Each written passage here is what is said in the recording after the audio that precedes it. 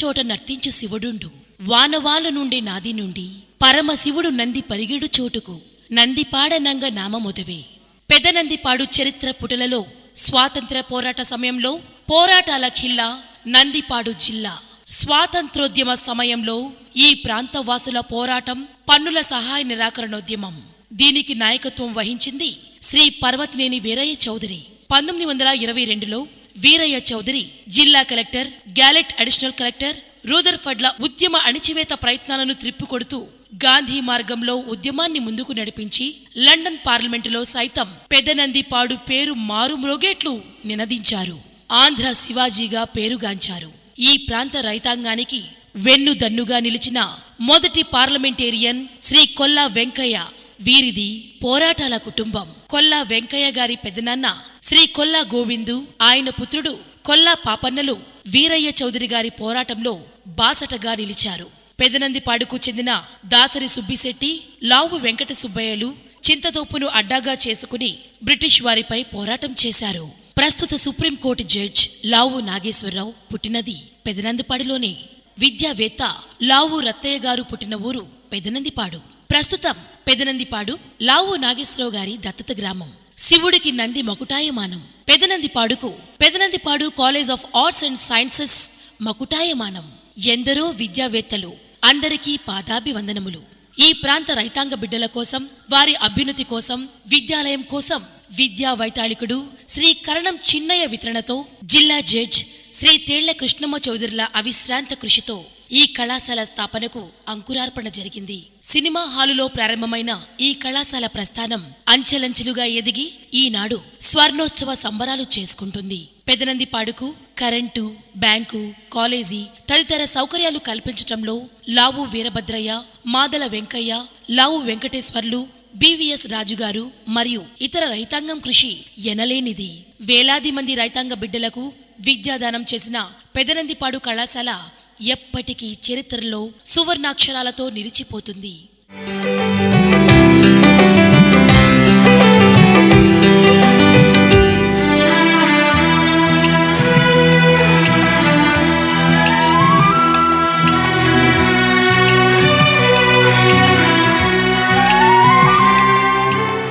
పెదనందిపాడు కళాశాల పాలకవర్గ సభ్యులు నాటి నుంచి నేటి వరకు నిజాయితీ నిబద్ధతలతో కళాశాలను ఓ ఆదర్శ దేవాలయంగా, శాంతి నికేతనంగా తీర్చిదిద్దారనటంలో ఏమాత్రం సందేహం లేదు. ప్రస్తుత కళాశాల పాలకవర్గం డాక్టర్ లావు రత్తయ్య గారి నేతృత్వంలో ఆధునిక సౌకర్యాలతో ఇంటర్లో సెమీ రెసిడెన్షియల్, డిగ్రీ, పీజీ కోర్సులతో ముందుకు నడిపించటం ఈ ప్రాంత రైతాంగానికి ఓ వరం.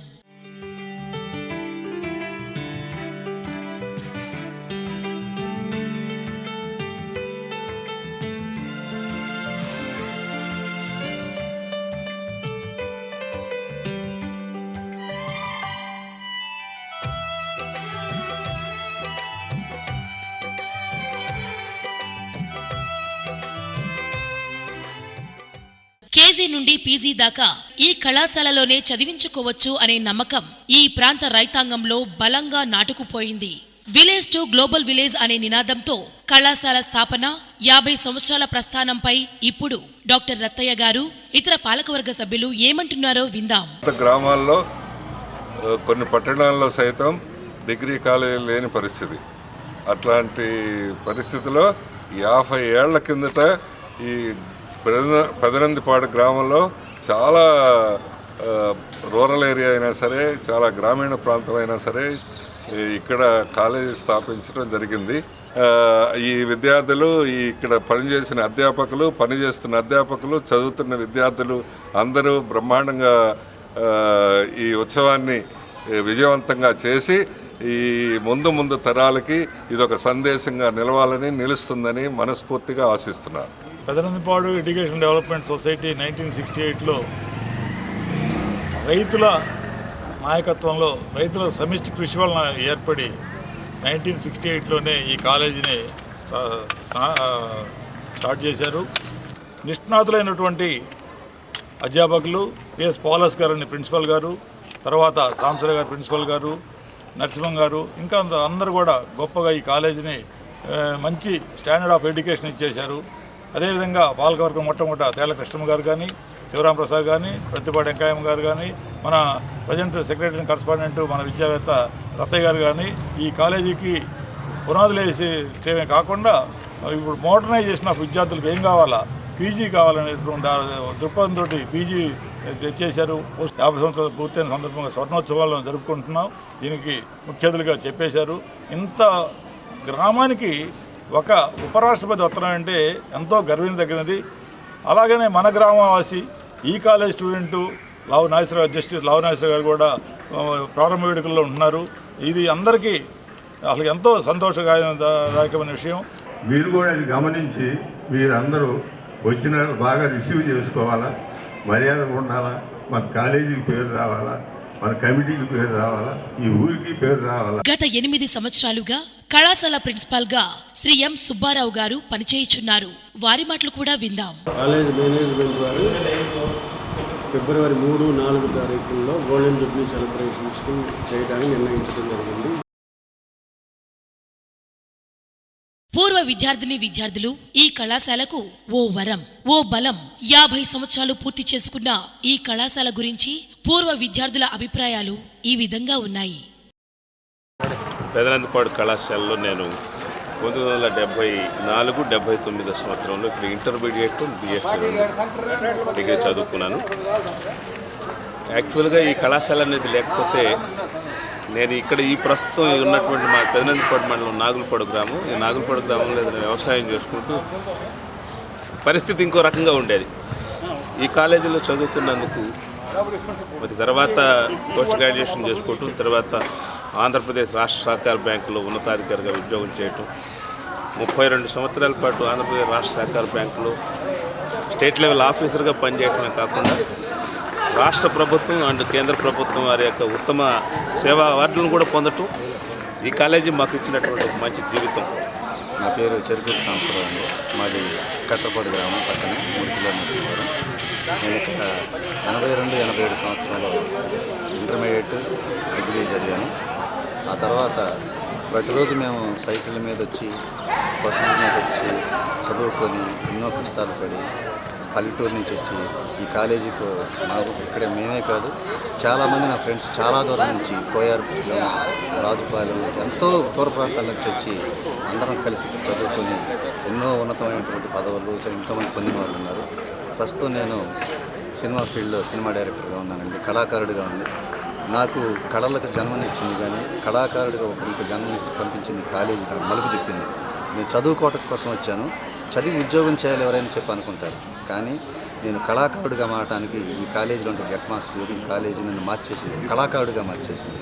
నేను 1982-85 3 ఇయర్స్ పెదనందిపాడు కాలేజీలో BA స్పెషల్ ఇంగ్లీష్ కోసం ఇక్కడ రావడం జరిగింది. ఈ కాలేజీ గుంటూరు జిల్లాలో వాళ్ళే కాకుండా ప్రత్యేకించి ప్రకాశం జిల్లాలో చాలామంది స్టూడెంట్స్ ఇక్కడికి రావడం అనేటువంటి ఆ రోజుల్లో విశేషం. ఇక్కడ రావడంలో నాకు తెలిసి ముఖ్యమైన ఉద్దేశం ఏంటంటే ఇక్కడ జనరల్ హాస్టల్ ఫెసిలిటీ అవుతుంది. ఆ జనరల్ హాస్టల్ ఫెసిలిటీ కోసం నేనైతే ప్రత్యేకించి ప్రకాశం జిల్లా నుంచి ఇక్కడ రావడం జరిగింది. ఇక కాలేజీ విషయానికి వస్తే రూరల్ ఏరియాస్లో ఉన్నటువంటి వన్ ఆఫ్ ద బెస్ట్ కాలేజెస్లో పెదనందిపాడు ఆర్ట్స్ అండ్ సైన్స్ కళాశాల స్వర్ణోత్సవ వేడుకలకు విచ్చేసిన పూర్వ విద్యార్థి మిత్రులకు, ప్రస్తుతం విద్యను కొనసాగిస్తున్నటువంటి విద్యార్థి సోదరులకు కూడా శుభాభినందనలు. 1973-78 ప్రాంతంలో ఇదే కళాశాలలో ఇంటర్మీడియట్ బీకామ్ ఇక్కడ చదవటం జరిగింది. నా పేరు కొలసాని వెంకటేశ్వర అండి. మాది గ్రామం పెదనందిపాడు గ్రామమే. నేను 68-71 ఫస్ట్ డిగ్రీ బ్యాచ్ అండి ఈ కాలేజీలో. 68లో సినిమా హాల్లో కాలేజీ పెట్టడం జరిగింది. 68 నుంచి 71 వరకు నేను ఇక్కడ ఫస్ట్ డిగ్రీ బ్యాచ్లో చదివాను. శ్రీ తేళ్ల కృష్ణ చౌదరి గారి నాయకత్వంలో ఈ గ్రామ ప్రజలు, చుట్టుపక్కల గ్రామ ప్రజలు ఎంతో శ్రమ కోర్చి విరాళాలు ఇచ్చి, భూములు ఇచ్చి ఈ కాలేజీని నెలకొల్పడం జరిగింది. వారి ఆధ్వర్యంలో ఈ మొక్క నాటడం ఇది చాలా మహావృక్షంగా ఎదిగి ఈనాడు ఎంతోమందికి మంచి ఫలాలను అందిస్తూ ఉంది. నేను ఈ కాలేజీలో చదివిన తర్వాత 74లో మళ్ళీ ఇదే కాలేజీలో కామర్స్ లెక్చరర్గా జాయిన్ కావడం జరిగింది. నాకు ఈ కాలేజీ తోటి 3 సంవత్సరాలు విద్యార్థిగా 35 సంవత్సరాలు అధ్యాపకునిగా చాలా సుదీర్ఘ కాలం పాటు ఈ కాలేజీతో అనుబంధం నాకు ఉంది. ప్రస్తుత విద్యార్థులు గ్రామీణ వాతావరణంలో పుట్టి పెరిగి ఆధునిక సౌకర్యాలు ఉన్న పెదనందిపాడు కళాశాలలో చదువుతూ ఆట పాటలతో ఉల్లాసంగా గడుపుతూ కళాశాలను ఓ దేవాలయంగా భావిస్తూ విద్యను అభ్యసిస్తున్నారు. ఇక కళాశాలలో అత్యాధునిక సౌకర్యాల గురించి ప్రస్తావిస్తే 20 లక్షల ఖర్చుతో ఏర్పాటు చేయబడిన సోలార్ విద్యుత్ ప్లాంట్, పరిశుభ్రమైన నీటిని విద్యార్థులకు అందించే వాటర్ ప్లాంట్, క్లాస్ రూమ్లలో అత్యాధునిక స్మార్ట్ బోర్డ్స్, ఒకేసారి 100 మంది విద్యార్థులకు కంప్యూటర్ విద్యనందించే అత్యాధునిక AC computer lab, chemistry, physics, botany, zoology, communication skills ను బోధించే ఇంగ్లీష్ ల్యాబ్, ఇతర సౌకర్యాలు. ఇంటర్లో సెమీ రెసిడెన్షియల్ విద్యా విధానం బోధన ఈ కళాశాలలో ప్రత్యేకం. విశాలమైన తరగతి గదులతో, సాయంత్రం వేళ అల్పాహారంతో, ఆహ్లాదకరమైన వాతావరణంలో విద్యార్థుల చదువు ఎలా సాగుతుందో ఓసారి చూద్దాం.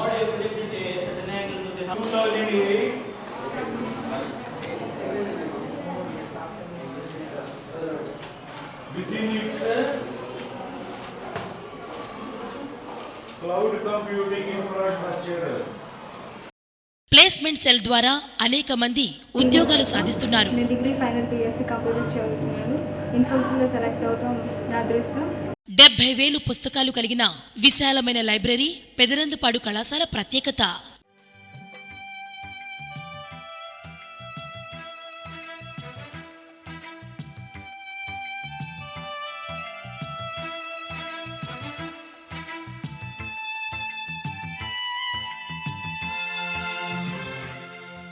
దేశ సేవకు అంకితమవ్వాలి, వీర జవాన్లుగా నిలవాలి అని భావించే, దేశభక్తిని స్ఫూర్తిని రగిలించే ఎన్సీసీ పెరేడ్స్, మేము సైతం అంటూ విద్యార్థులు చేసే ఎన్సీసీ డ్రిల్ మా కళాశాలకు ప్రత్యేక ఆకర్షణ.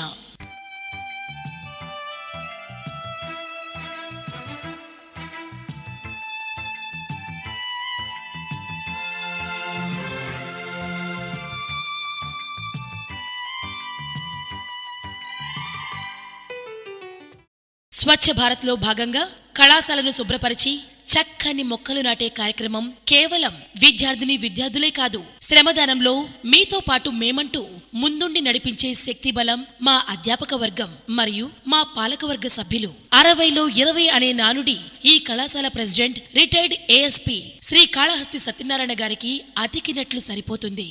80లో 20 మా పెద్దాయన శ్రీ ఆదిశేషయ్య గారు. నిత్య కృషివరుడు, కళాశాలే తానే కళాశాల అనే భావన, ప్రేమ, అభిమానం వారి మాటలలో వ్యక్తమవుతుంది.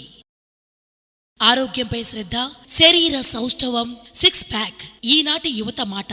అందుకనుగుణంగా 10 లక్షల ఖర్చుతో అధునాతన జిమ్ PAS కళాశాల సొంతం. కళాశాల విద్యార్థులే కాదు, స్టాఫ్ కూడా ఈ జిమ్ పట్ల మక్కువ చూపించి ఫిట్ గా ఉండటం ఈ కళాశాలకే చెందింది. ఇవే కాక ఆటపాటలు పెదనందిపాడు కళాశాలకు ప్రత్యేకం. ఆటల పోటీలలో చక్కని ప్రతిభ కనపరిచే గ్రామీణ విద్యార్థులు అనేక పతకాలు సాధించారు. కళారంగానికి సేవ చేసే విద్యార్థులు ఈ కళాశాలలో ఉన్నారనటం అతిశయోక్తి కాదు. టీచింగ్ స్టాఫ్ సైతం మేమంటూ కళారంగానికి సేవ చేయటం ముదావాహం. గ్రూప్ డిస్కషన్స్, డిబేట్, ఎలక్యూషన్స్ వంటి సాహిత్య అంశాలలో సైతం PAS విద్యార్థులదే పైచేయి.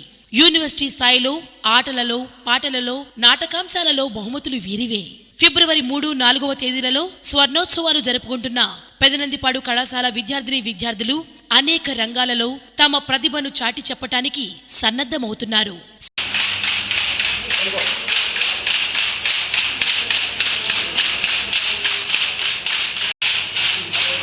స్వర్ణోత్సవ సంబరాలకు భారత ఉపరాష్ట్రపతి మాన్యశ్రీ ఎం వెంకయ్య నాయుడు గారు విచ్చేయటం పెదనందిపాడు చరిత్రలో మహోజ్వల ఘట్టం.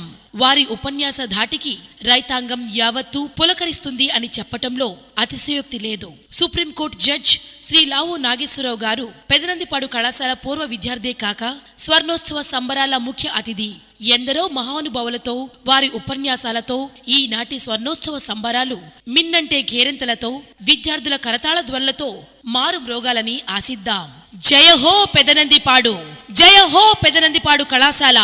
మరిన్ని శతాబ్దాలు విజయ పథంలో దూసుకుపోతూ ఈ ప్రాంత రైతాంగానికి వారి బిడ్డలకు సమున్నత సేవలు అందిస్తూ విజయ బావుట ఎగరవేయాలని ఆశిద్దాం. జై హింద్.